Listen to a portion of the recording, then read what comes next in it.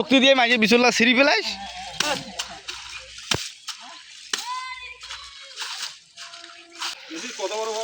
হ্যাঁ, এইরকম ঘাস ছিলি লাগে।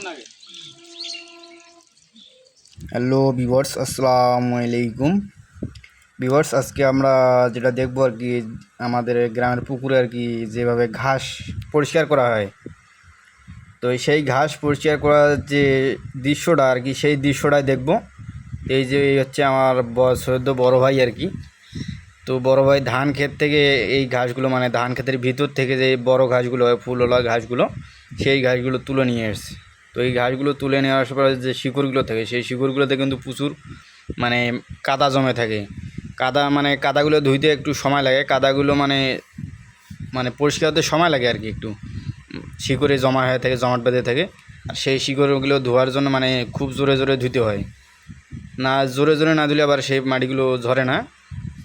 মানে এই ঘাসগুলো একটু বড় হওয়াতে এই সমস্যাটা। তো এই ঘাসগুলো কিন্তু ধান ক্ষেতের মাঝখান থেকে তুলে নিয়ে আসতে হয়। আর বর্তমান ধান ক্ষেতের গাছের কিন্তু পাতার যে ধার, মানে গা কেটে যাচ্ছে এমন অবস্থা। গা কাটা যাওয়ার পরও গরুকে খাওয়ানোর জন্য এই ঘাসগুলোকে তুলে নিয়ে আসতেছে।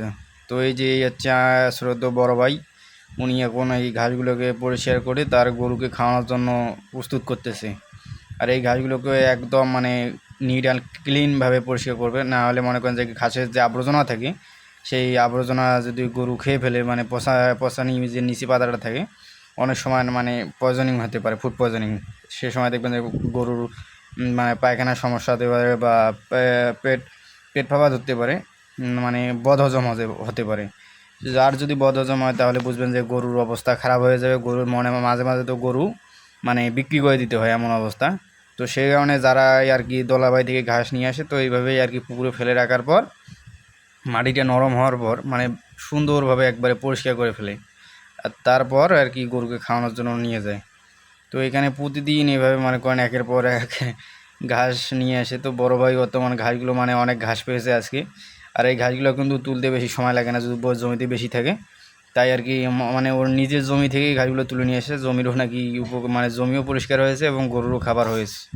তো ভাই আজকে মনে করেন যে খুব তাড়াতাড়ি অনেক বেশি ঘাস পেয়েছে। এই যে দেখেন পুকুরটা কত বড়, আর বৃষ্টি পড়তেছে ঝির করে, মানে বর্ষাকাল তো, তাই আর কি বৃষ্টিটা হচ্ছে। আর বড় ভাই মনে করেন যে এই ঘাসগুলোকে দেখেন কত বড় বড় ঘাস, একদম একে ধান গাছের থেকে বড় বড় ঘাস। আর এই যে দেখেন কীভাবে মানে পরিষ্কার করতেছে, একদম ঝেড়ে ঝেড়ে মানে পানিতে চুবাই চুবাই পরিষ্কার করতেছে। মানে ভাই মাঝে মাঝে বলতেছে যে ক্যামেরা ভালো করে যার বোঝা যাচ্ছে না, সেটাই আর কি। তো এই যে দেখেন কীভাবে মানে মুড়োগুলো একদম পানিতে আছাড় দিয়ে মানে ধুয়ে পরিষ্কার একবারে ক্লিয়ার করতেছে, তাতে কোনো প্রকার মাটি বা আবর্জনা না থাকে। মানে নিচে যে পচা একটা পাতা থেকে গোড়ালির পাতা, এটা সেই পাতাটা যেন না থাকে। তো অনেক ঘাস নিয়ে এসছে, মানে তার গরু আছে, বকনা বাছুর সহ মানে গরু নিয়ে এসেছে দুইটা, সেই গরুর জন্য আর কি ঘাস নিয়ে আসছে। তো এই ঘাসগুলো সেই গরুর জন্যই। তো ভিউয়ার্স আজকে এ পর্যন্তই। আর সবাই ভালো থাকবেন, আর আমাদের চ্যানেলটি সাবস্ক্রাইব করে পাশে থাকবেন।